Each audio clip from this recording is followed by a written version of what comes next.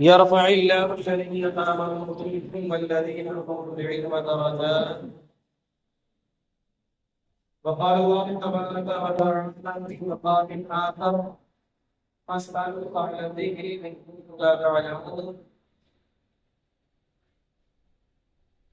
وقال النبي صلى الله عليه وسلم: كن عالما أو متعلما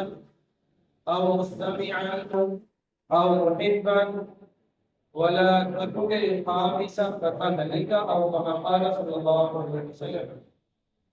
صدق الله مولانا العظيم وصدق رسوله النبي الكريم، ونحن على ذلك لمن الشاهدين والصابرين، والحمد لله رب العالمين. ابھی جانے محترم آئیے معروف سے پیش کر اپنی غلامی کا حقوق پیش کریں اور مصطفیٰ جان رحمت سمیمت بے ہدایت سبھی اسرا کے دکھا جناب احمد مصطفیٰ محمد مصطفیٰ صلی اللہ علیہ وسلم کی مقدس بارگاہ میں ہدیہ درود پیش کریں اور پڑھیں بغاوت صلی اللہ علیہ وسلم.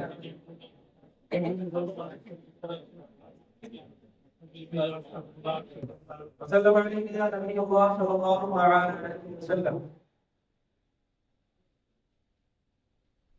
حضرات، سبھی حضرات کو معلوم ہے کہ آج یکم محرم الحرام کی تاریخ ہے اور اسلامی نئے سال کا آغاز ہو رہا ہے. خصوصیت کے ساتھ آپ سبھی حضرات کو اور محبوب جملہ مسلمانان عالم کو ہم اپنی طرف سے اسلامی نئے سال کی مبارکباد پیش کر رہے ہیں اور ساتھ ہی ساتھ یہ دعا بھی کرتے ہیں کہ اللہ رب العزت اس سال کو ہمارے لیے خیر و عافیت والا سال بنائے اور ہم کو آپ کو سبھی حضرات کو نبی کریم اور حبیب صلی اللہ علیہ وسلم کی روضہ انور کی زیارت نصیب فرمائے.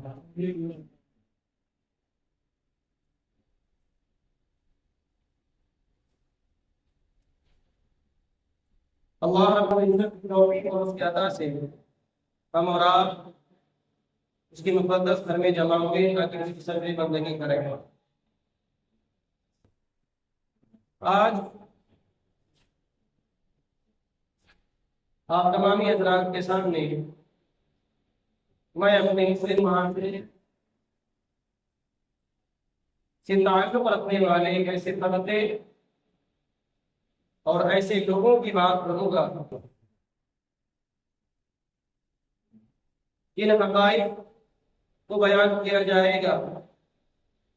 آپ کو چاہیے کہ وہ حقائق کو تسلیم کریں اور اپنی اصلاح کرنے کی کوشش کریں. وہ طبقہ اور وہ افراد وہ لوگ ہیں جنہیں ہم افراد عالم دین، حافظ قرآن، امام و مؤذن یا اس مسجد و مدرسے میں خدمت کرنے والے اساتذہ طلباء کی آج کی گفتگو کا عنوان ہے.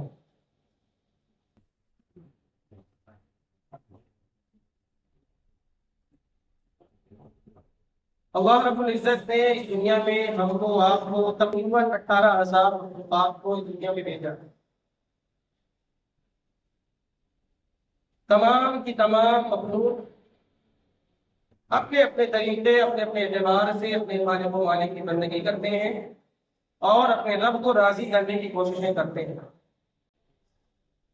بچوں کو کوئی صاحب سمجھا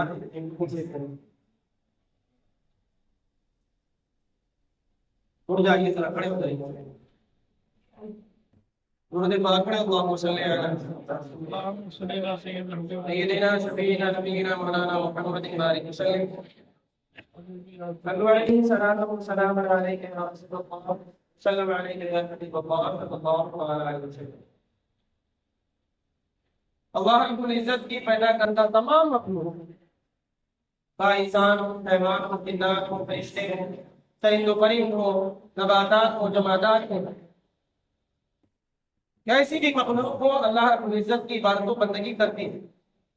ہم اور آپ بھی اسی بندگی کے لیے، اسی عبادت و پرستش کے لیے حاضر ہوئے ہیں. مگر ان تمام 18,000 مخلوقات میں انسان ہی ایک ایسی واحد مخلوق ہے جس کو اللہ رب العزت نے اشرف المخلوقات کا تاج سر پہنایا ہے، اور فرمایا گیا کہ ان تمام مخلوقات میں سب سے معظم، سب سے شرافت و کرامت والی مخلوق جو ہے وہ انسانوں کی۔ اب انسان اپنی حقیقت اور اپنی ذات کے اعتبار سے تمام کے تمام انسان معظم و متبرک، لائق تکریم اور لائق احترام ہے، مگر اس دنیا میں آنے کے بعد ہر انسان کی اپنی اپنی عادتیں، اپنی اپنی خصلتیں ہوا کرتی ہیں۔ یعنی یہ کہا جا سکتا ہے کہ کوئی بھی انسان مکمل، کامل و اکمل نہیں جس کے اوپر کوئی بات نہ کی جائے، یا یہ کہہ دیا جائے کہ اس انسان کے اندر تمام کی تمام خوبیاں، تمام کی تمام اچھائیاں موجود ہیں۔ ایسی کوئی ذات اس دنیا میں موجود نہیں ہے۔ اللہ رب العزت نے اپنے محبوب نبی کریم رؤوف الرحیم صلی اللہ علیہ وسلم کو اس ذات اور ان تمام صفات کا متحمل بنایا، مگر آج کی اس دنیا میں کوئی ایسا انسان موجود نہیں ہے جس کے بارے میں ہم یہ کہہ سکیں کہ اس انسان کے اندر کوئی خامی نہیں، کوئی کمی نہیں، کوئی عیب نہیں ہے۔ ہر انسان میں کچھ خوبیاں، کچھ کمیاں، کچھ کوتاہیاں ہوا کرتی ہیں۔ اسی اعتبار سے ایک دوسرے لوگ اس کو جج کرتے ہیں، اس کو پسند اور ناپسند کرتے ہیں۔ اتنا جاننے کے بعد اب یہ جاننا ضروری ہے کہ وہی انسان جس کو اللہ رب العزت نے اشرف المخلوقات کا تاج عزت پہنایا ہے، اب وہ اس دنیا میں آنے کے بعد کچھ ایسی چیزیں حاصل کرتا ہے جن چیزوں کو اللہ رب العزت نے اور نبی کریم رؤوف الرحیم صلی اللہ علیہ وسلم نے اس کی عظمتیں اور اس کی شانیں بیان کی ہیں کہ اس کا مقام و مرتبہ مزید بڑھ جاتا ہے۔ ظاہر بذات خود انسان اپنی ذات میں صاحب شرافت و کرامت میں، مگر جب اس کے پاس دین کی دولت آ جائے تو اس کی شرافت و کرامت والی کیٹیگری مزید بڑھ جاتی ہے، اس کا مقام و مرتبہ مزید بلند ہو جاتا ہے۔ اسی طرح سے ایک کمزور انسان، ایک وقت میں وہ کمزور تھا، اس کے پاس طاقت و قوت نہیں تھی، مگر اس کی حقیقت بدلتی ہے اور وہ کمزوری سے توانائی کی طرف بڑھتا ہے اور وہ طاقتور ہو جاتا ہے، تو اس کی حیثیت اور اس کی شکل و صورت بدل جاتی ہے۔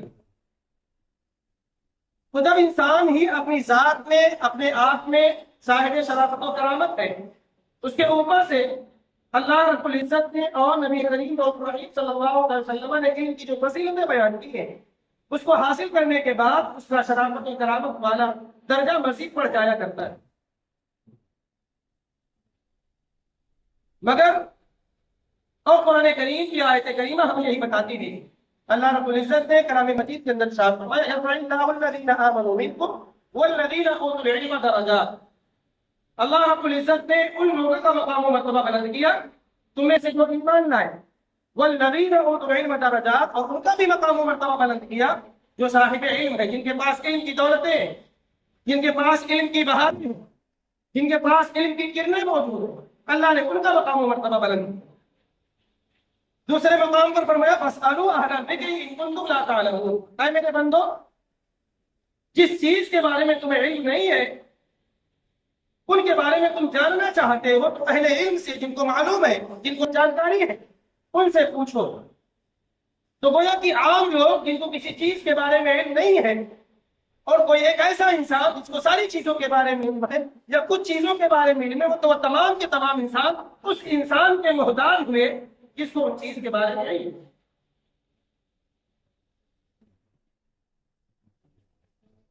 تو یہ انسان کی شرافت و کرامت کو بڑھاتی ہے۔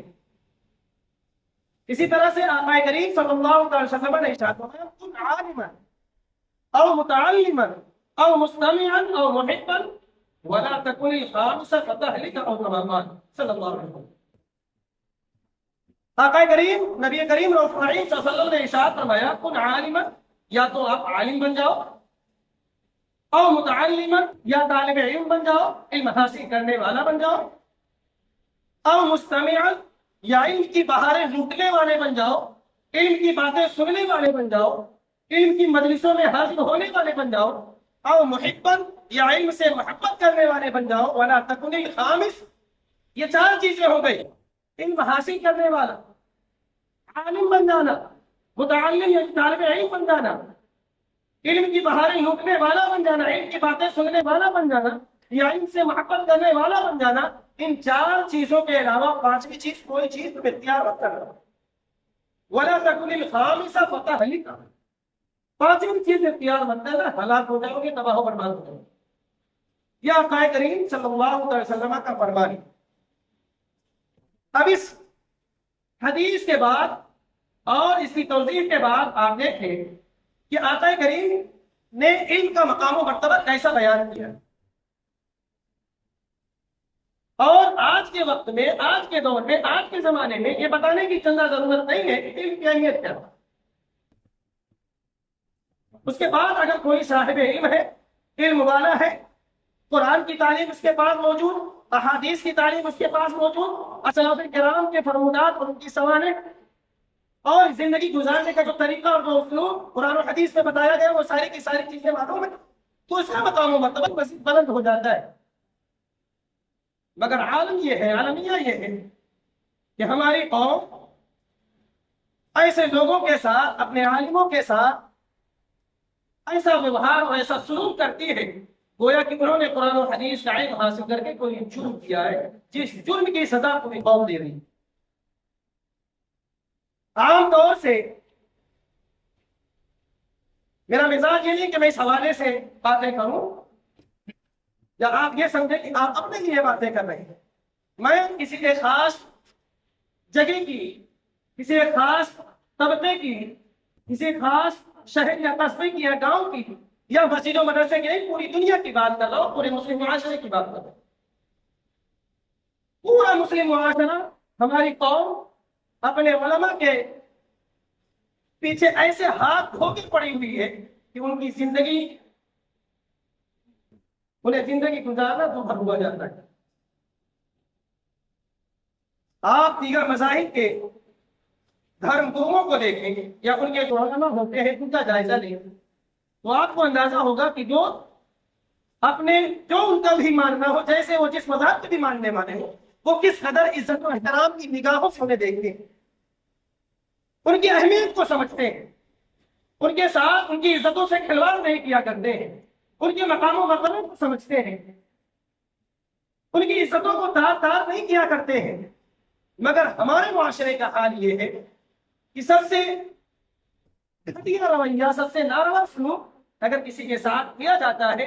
وہ ہماری قوم ہمارے علماء کے ساتھ کرتی ہے۔ یہ ایک سچائی ہے، ایک حقیقت ہے، آپ اس کو قبول کریں یا نہ کریں۔ کسی ایک انسان کے انکار کر دینے سے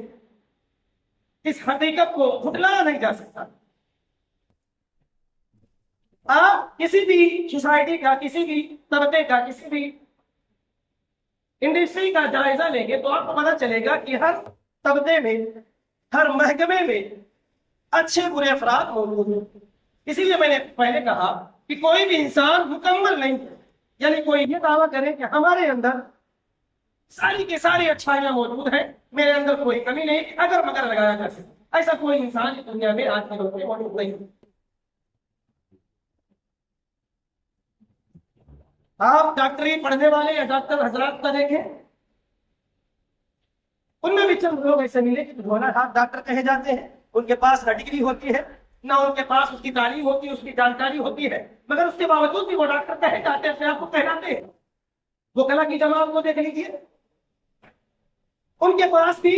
ان افراد میں بھی نہ جانے کیسے کیسے افراد اپنے آپ کو وکیل اور ماہر کہلاتے ہیں، جن کو وکالت کے بنیادی باتوں کا علم نہیں ہوتا۔ انجینئروں کو لے لیں، دیگر جس بھی محکمے میں آپ نظر دوڑائیں، اچھے برے افراد ہر محکمے میں، ہر طبقے میں موجود ہیں۔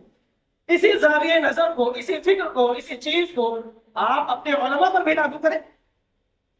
آپ یہ سوچتے ہیں کہ ہمیں علم دین ایسا چاہیے تو آسمان سے نازل ہو، ہمیں عالم دین ایسا چاہیے، ہمیں امام اور مدرس ایسا چاہیے جس میں اگر مگر لگانے کی کوئی گنجائش نہ بچے، اور اس میں اگر مگر لگایا جاتا ہے تو کوئی ادھر کانا خوشی کر رہا ہے، کوئی ادھر کانا خوشی کر رہا ہے، کوئی سامنے کانا خوشی کر رہا ہے۔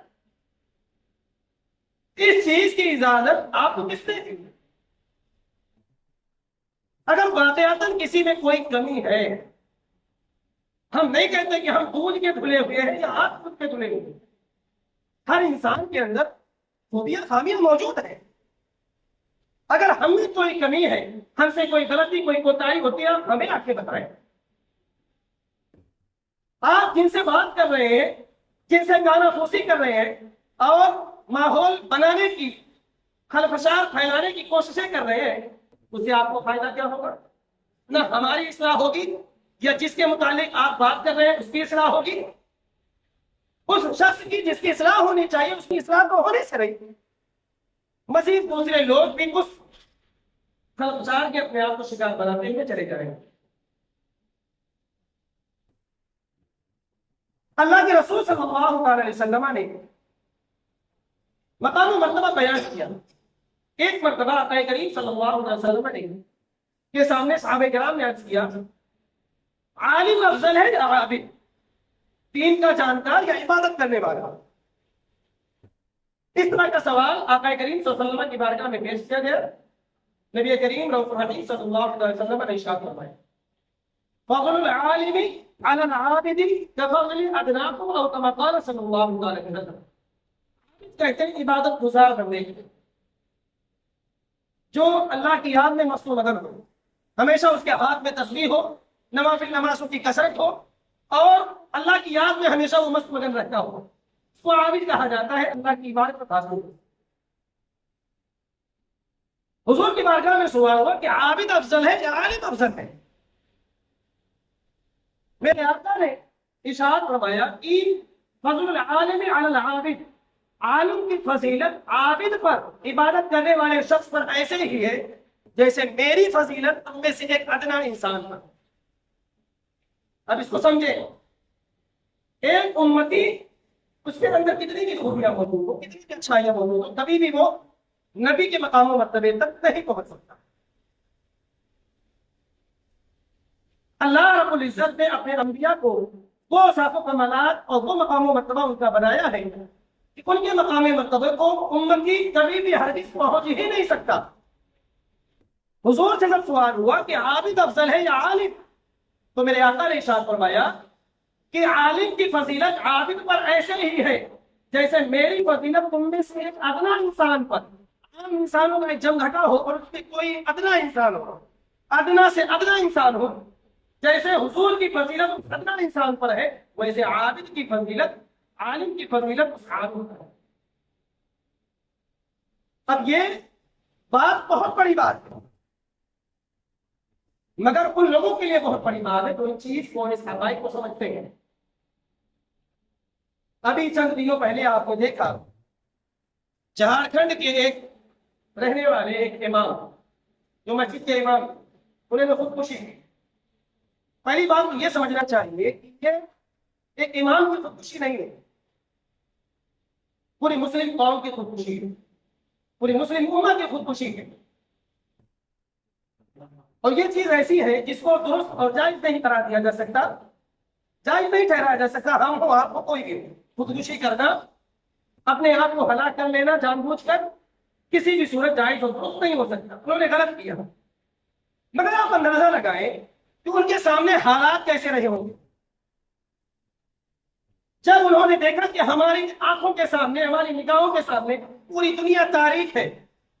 ہمیں کہیں بھی روشنی کی امید نہیں ہے۔ بظاہر ایسا ہی لگتا ہے کبھی انہوں نے یہ قدم اٹھایا ہوگا، مگر اس میں قصور کس کا ہے؟ اس میں قصور پوری امت مسلمہ کا ہے، اس میں قصور اس نظام کا ہے، خواہ وہ مساجد کا نظام ہو یا مدارس کا نظام ہو۔ آپ کو بخوبی اندازہ ہے کہ ایک مسجد کے امام کی میں پہلی مرتبہ اس طرح کی باتیں آپ کے سامنے کر رہا ہوں، مگر اس کا مطلب یہ نہیں کہ میں خاص موضوع پر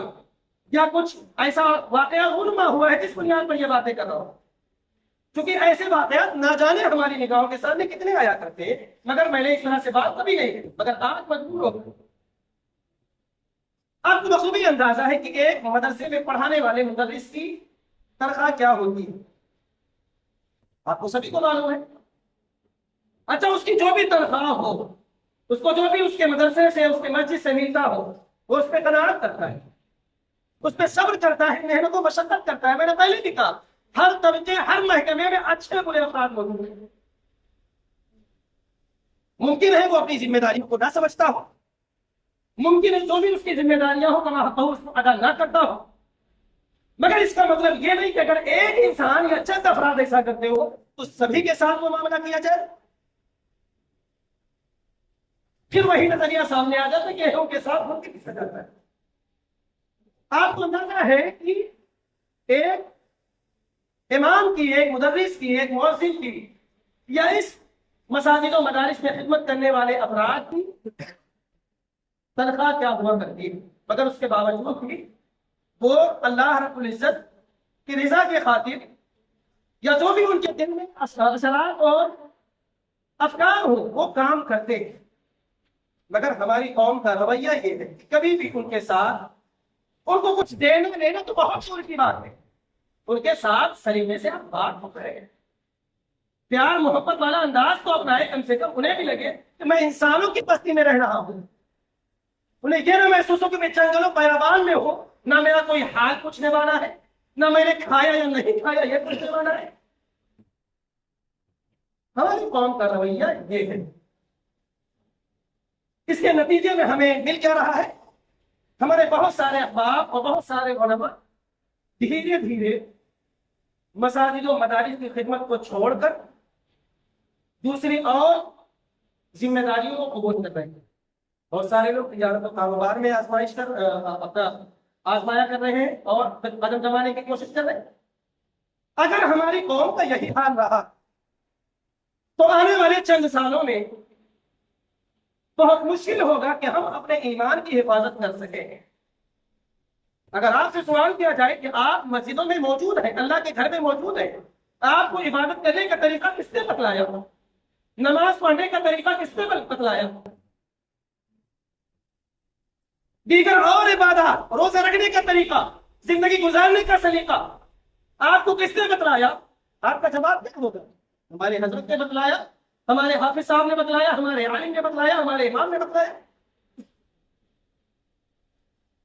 اور دوسری سب سے بڑی بات کہ ایک عالم جس کی پوری زندگی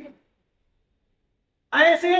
حالات سے گزرتی ہے کہ ان حالات سے اگر آپ کا سابقہ ہو جائے تو آپ کیا کریں گے، واللہ اعلم۔ ایک عالم دین کو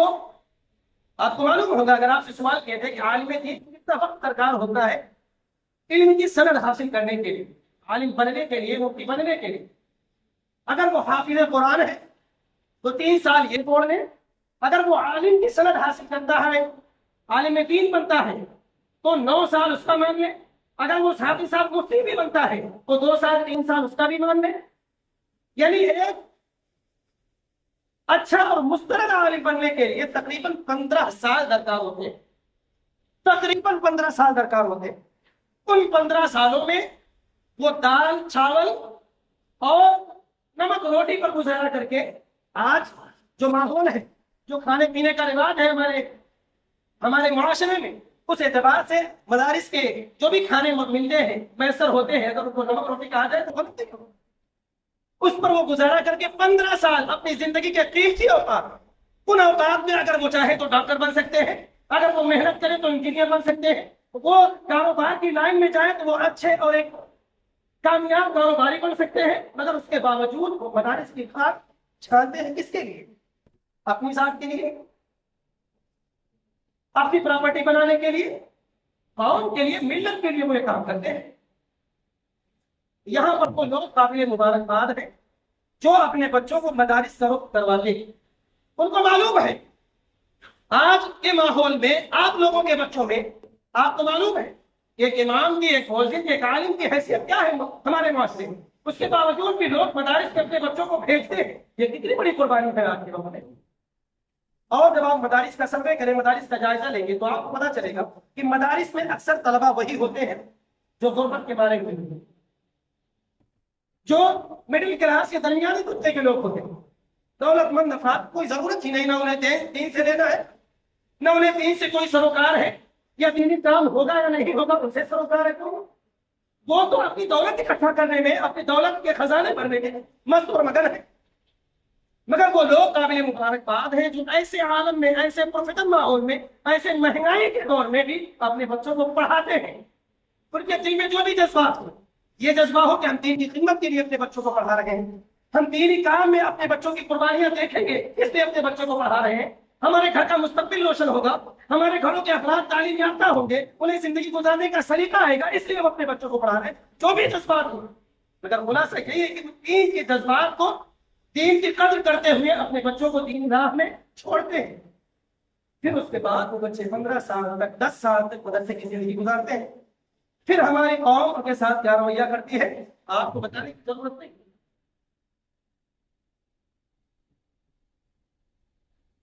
اور اللہ رب العزت نے ایک عالم دین کو، جیسے معاشر کوئی بھی ہو، چھوٹا ہو بڑا ہو، یہاں کا ہو وہاں کا ہو، کہیں کا بھی ہو،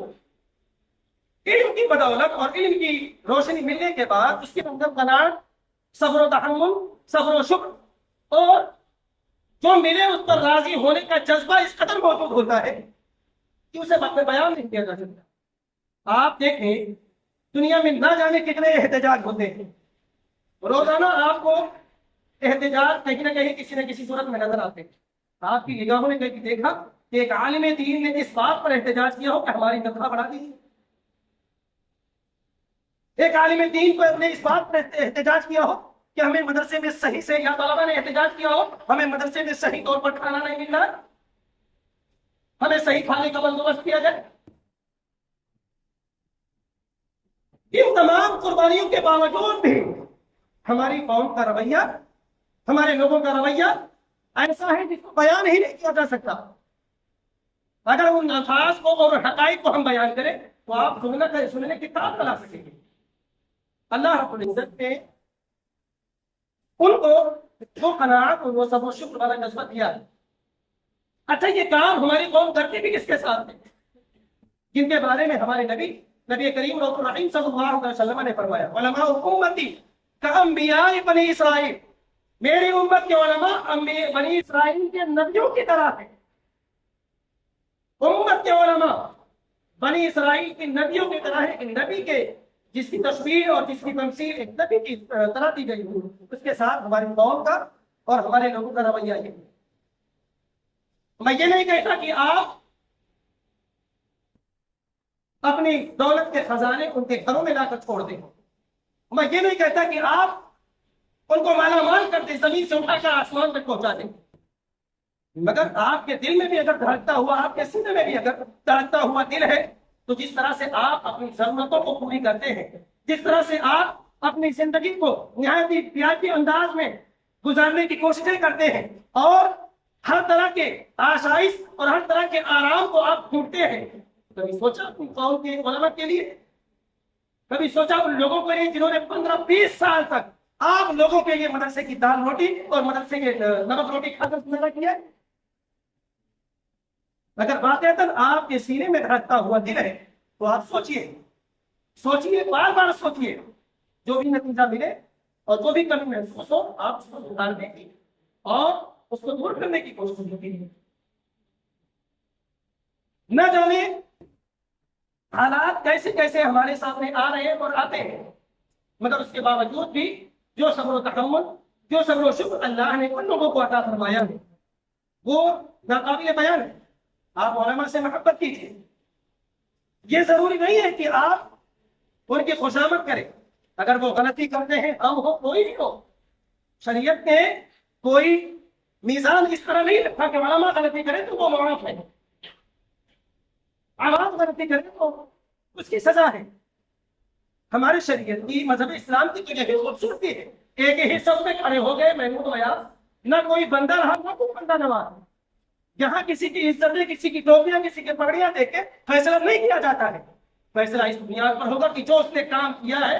وہ شریعت کے دائرے میں آتا ہے، شرعی طور پر درست ہے یا نہیں درست ہے؟ اگر نہیں درست ہے تو اس کی بھی سزا وہی ہوگی جو ایک عام سے عام انسان کی۔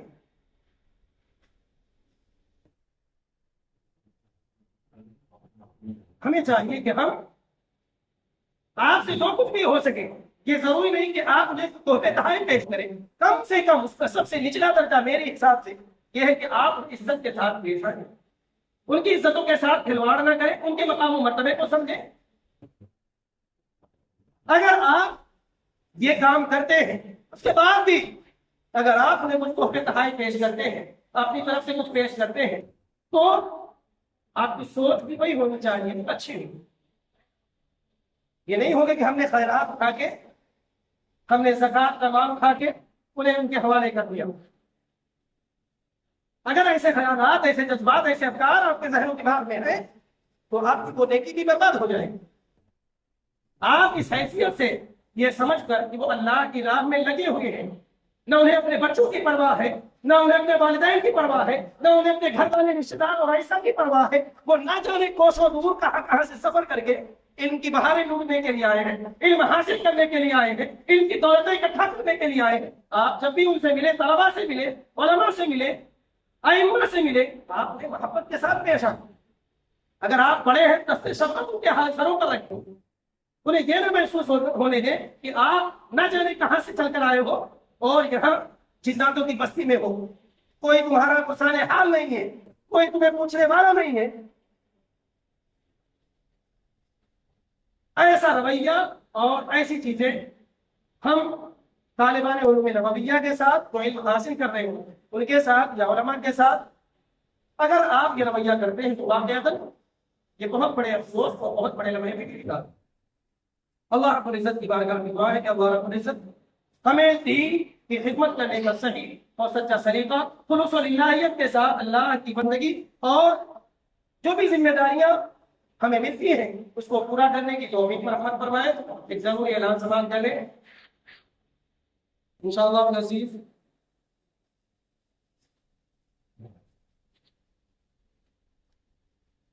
آپ حضرات کو یہ جان کر کے خوشی ہوگی کہ رسمت کی طرح انسان بھی ملت نگر قریب نگر میں محفل ذکر شہدائے کربلا کا اہتمام 1 محرم سے شب عاشوراء تک کیا گیا ہے، جس میں خطاب فرمانے کے لیے وزیر امور شاہد ملت حضرت مولانا سراج حشمتی اور حضرت قاری عبدالستار نظامی صاحب تشریف لائیں گے۔ علماء کے بیانات ہوں گے، آپ تمام حضرات سے شریک کی گزارش ہے۔ اور انشاءاللہ العزیز آپ کی مسجد میں بھی روزانہ بعد نماز عشاء جشن شہدائے کربلا کا اہتمام ہوگا۔ آپ تمامی حضرات اپنی اوقات سے کچھ وقت نکال کر شہدائے کربلا کے ذکر سے